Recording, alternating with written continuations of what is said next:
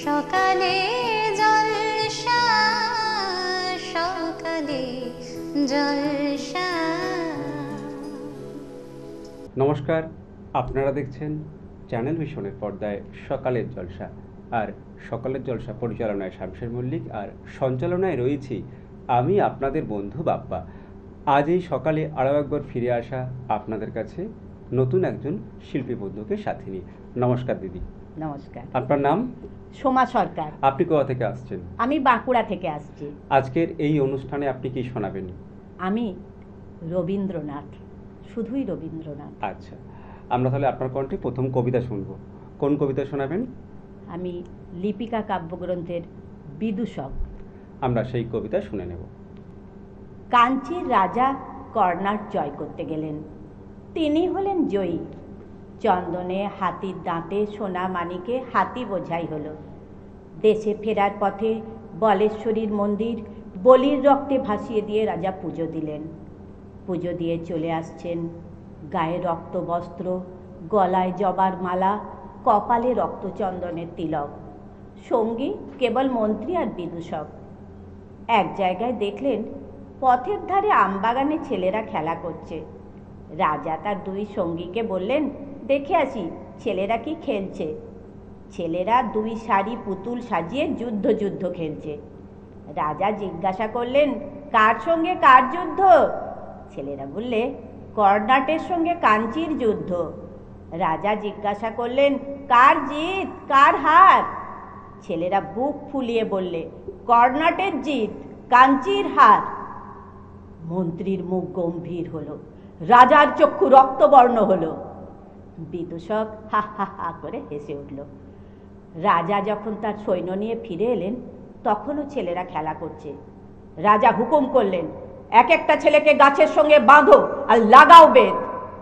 গ্রাম থেকে তাদের মা বাপ ছুটে এলো, বললে ওরা অবুঝ, ওরা খেলা করছিল, ওদের মাফ করে দাও। রাজা হুকুম করলেন, এই গ্রামকে শিক্ষা দেবে, কাঞ্চীর রাজাকে কোনোদিন যেন ভুলতে না পারে। এই বলে তিনি শিবিরে চলে গেলেন।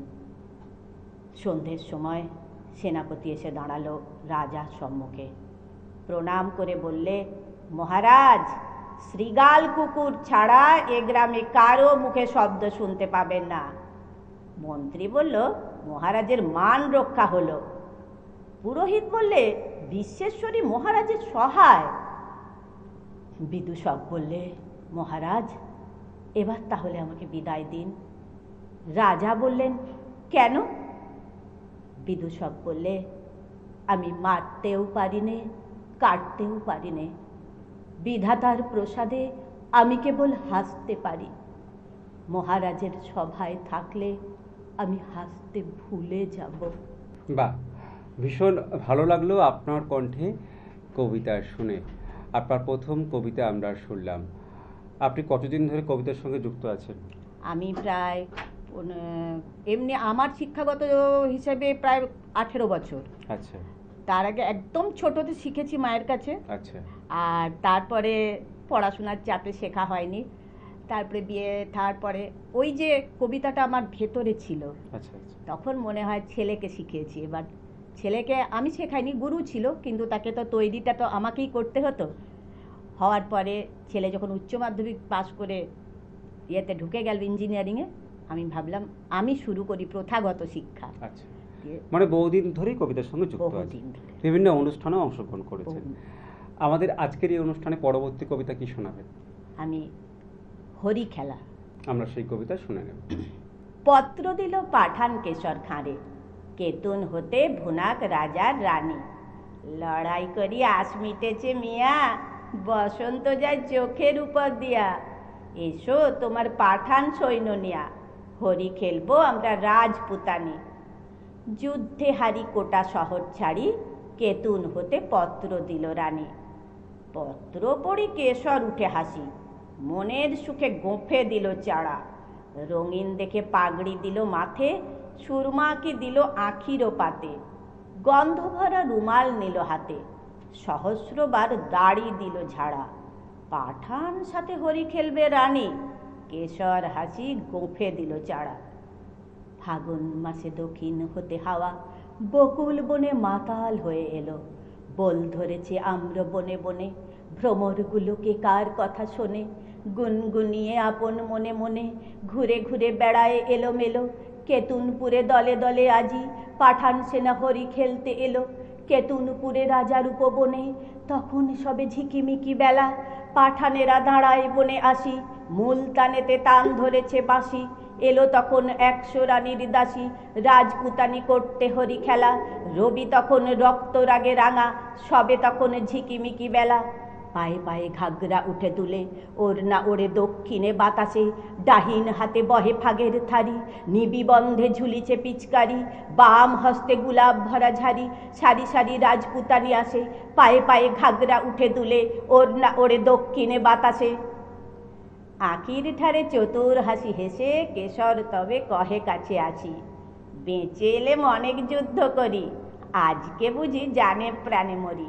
শুনে রাজার শতেক সহচরী, হঠাৎ সবে উঠল অট্ট হাসি, রাঙা পাগড়ি হেলিয়ে কেশর খা, রঙ্গ ভরে সেলাম করে আসি। শুরু হলো হরির মাতামাতি, উড়তেছে ফাগ রাঙা সন্ধ্যা কাশে, নববরণ ধরল বকুল ফুলে, রক্ত রেণু ঝরল তরুমূলে। ভয়ে পাখি কুজন গেল ভুলে, রাজপুতানের উচ্চ উপহাসে, কোথা হতে কুজ্জ টিকা লাগলো যেন রাঙা সন্ধ্যা কাছে। চোখে কেন লাগছে না কো নেশা, মনে মনে ভাবছে কেশর খাঁ। বক্ষ কেন উঠছে না কো দুলি, নারীর পায়ের বাঁকা নুপুরগুলি কেমন যেন বলছে বিষকগুলি। তেমন করে কাঁকন বাজছে না, চোখে কেন লাগছে না কো নেশা, মনে মনে ভাবছে কেশর খাঁ। পাঠান ভাবে রাজপুতানির দেহে কোথাও কিছু নাইকো কোমলতা, বাহু যুগল নয় মৃণালের মতো, কণ্ঠস্বরে বজ্র লজ্জা হত, বড় কঠিন শুষ্ক স্বাধীন যত, মঞ্জরিহীন মরুভূমির লতা। পাঠান ভাবে দেহে কিংবা মনে রাজপুতানির নাইকো কোমলতা। তান ধরিয়াই মন ভূপালিতে, বাঁশি বেজে উঠল দ্রুত তালে, কুণ্ডলেতে দোলে মুক্তামালা, কঠিন হাতে মোটা সোনার বালা, দাসীর হাতে দিয়ে ফাগের থালা, রানী বনে এলেন হেন কালে। তান ধরিয়াই মন ভূপালিতে, বাঁশি তখন বাজছে দ্রুত তালে। কেশর কহে তোমারই পথ চেয়ে দুটি চক্ষু করেছি প্রায় কানা, রানী কহে আমারও সেই দশা, 100 সখী হাসিয়া বিবসা। পাঠানপতির ললাটে সহসা মারেন রানী কাঁসার থালাখানি, রক্তধারা গড়িয়ে পড়ে বেগে, পাঠানপতির চক্ষু হলো কানা।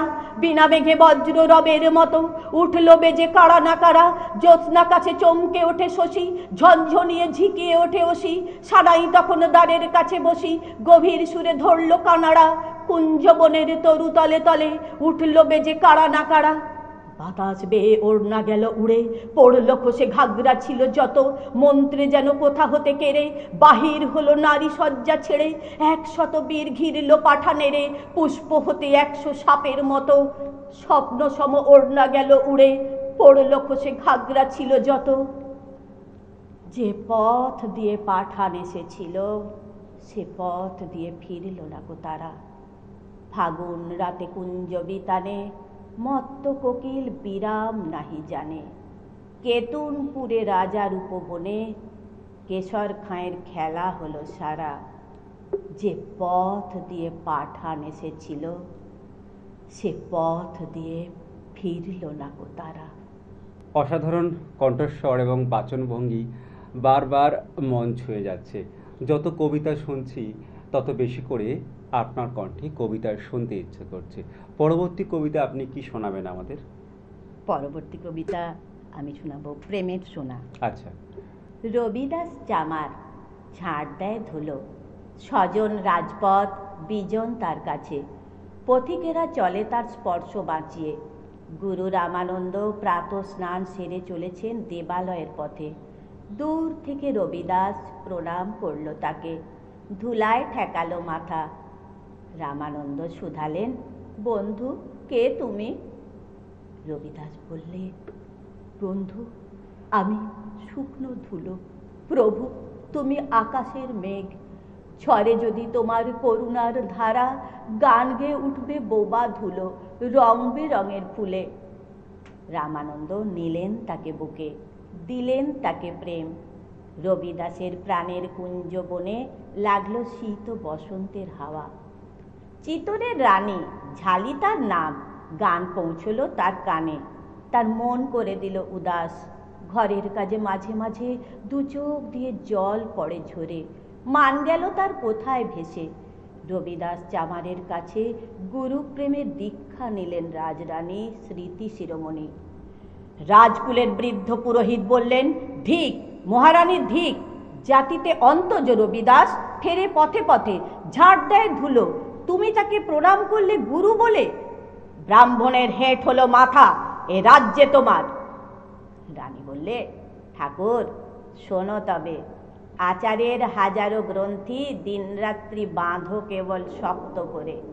প্রেমের সোনা কখন পড়ল খোঁচে জানতে পারুনি তা। আমার ধুলো মাখা গুরু ধুলো থেকে কুড়িয়ে পেয়েছে। অর্থহারা বাঁধনগুলোর গর্বে ঠাকুর থাকো তুমি কঠিন হয়ে।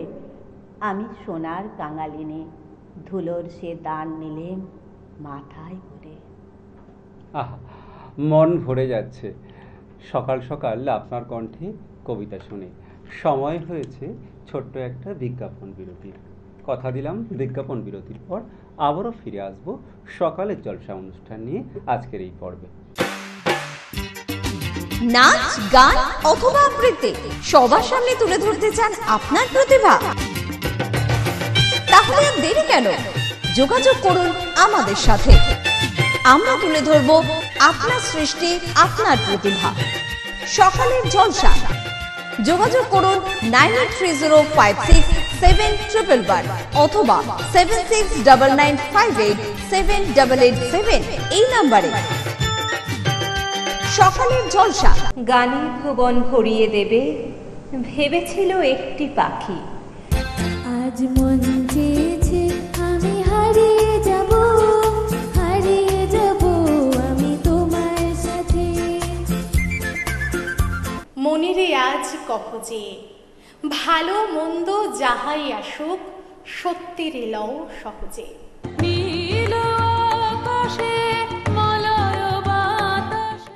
ফাগুন হাওয়ায় হাওয়ায় করেছি যে দান, তোমার হাওয়ায় হাওয়ায় করেছি যে দান।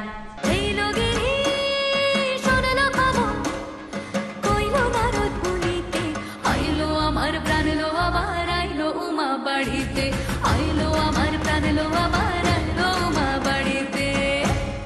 ভগবান তুমি যুগে যুগে দূত পাঠায়েছ বারে বারে দয়াহীন সংসারে।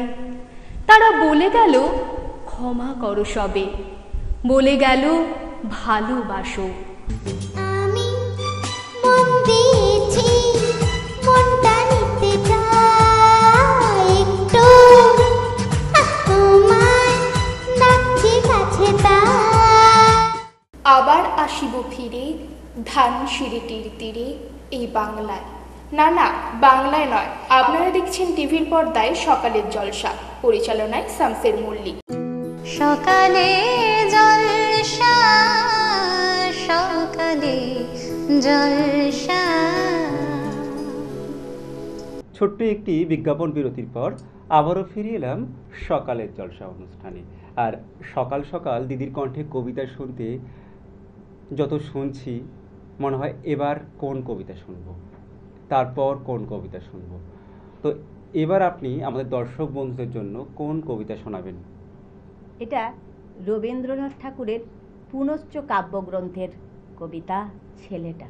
আমরা সেই কবিতা শুনে নেব। ছেলেটার বয়স হবে বছর 10, পরের ঘরে মানুষ।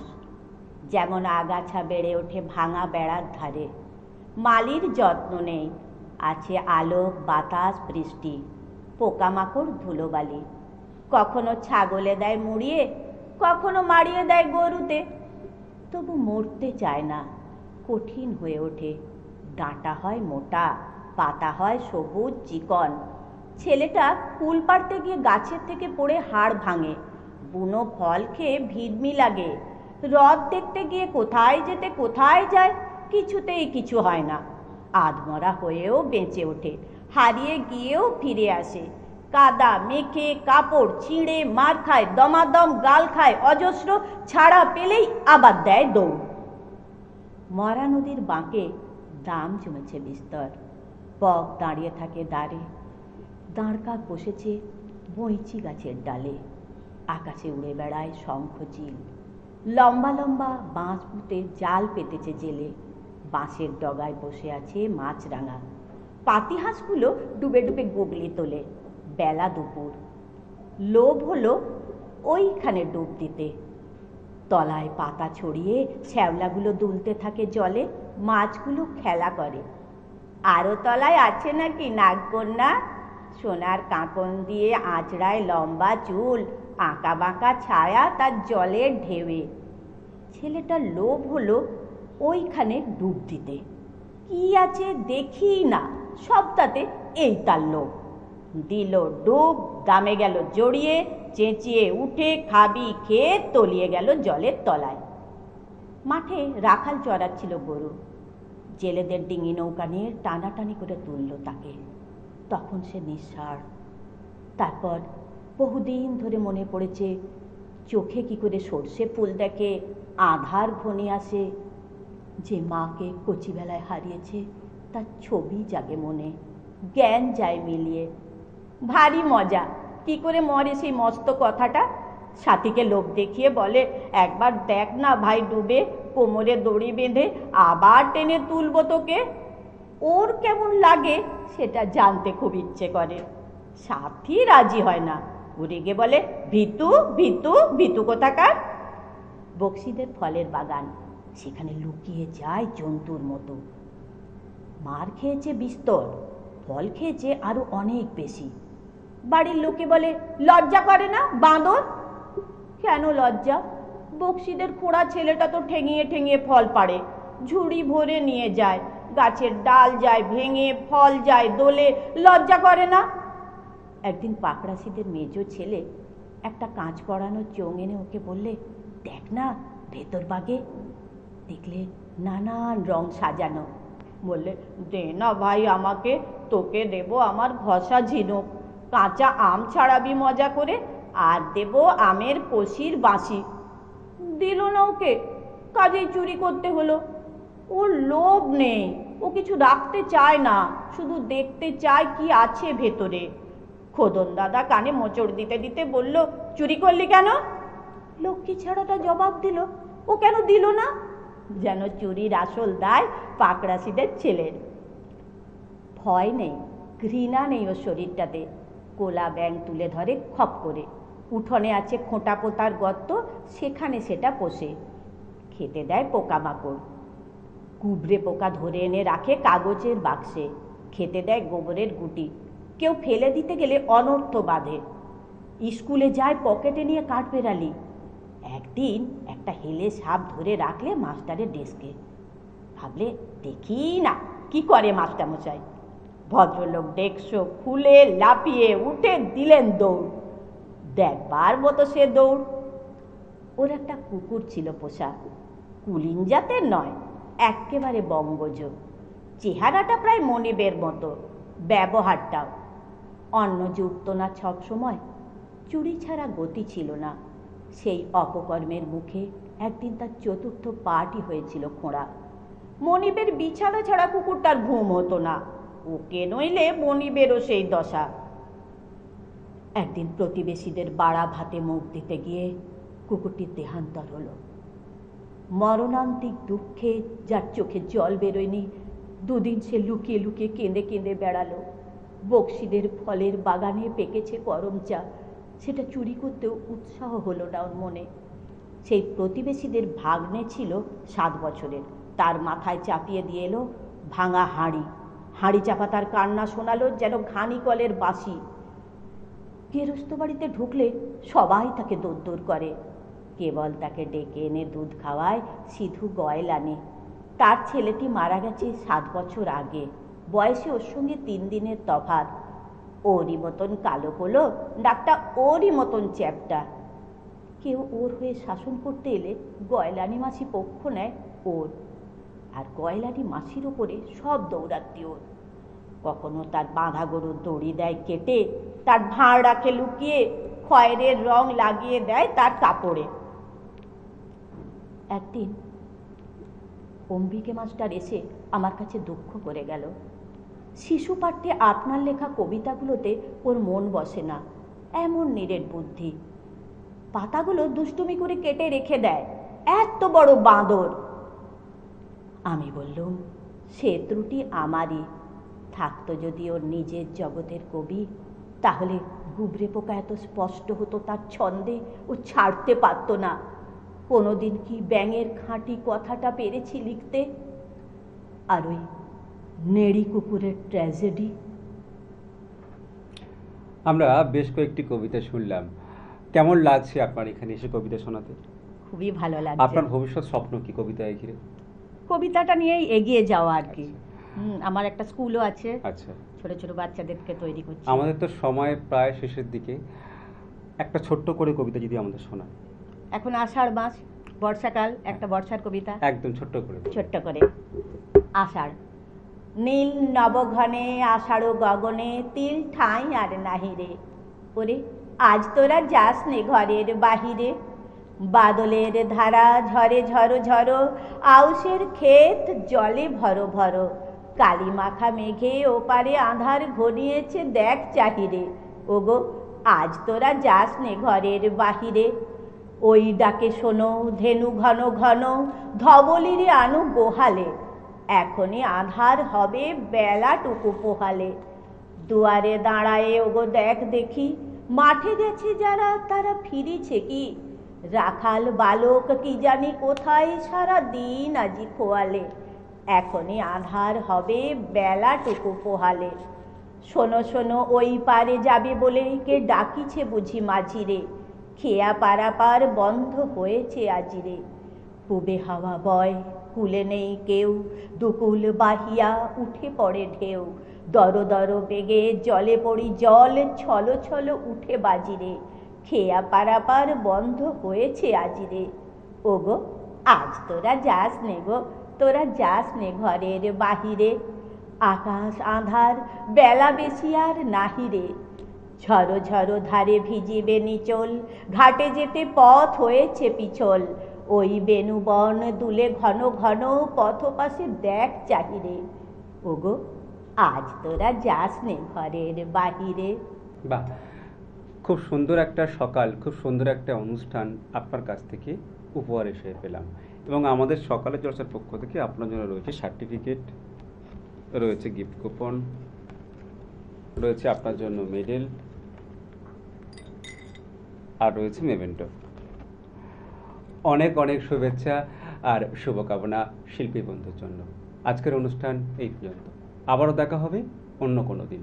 নমস্কার।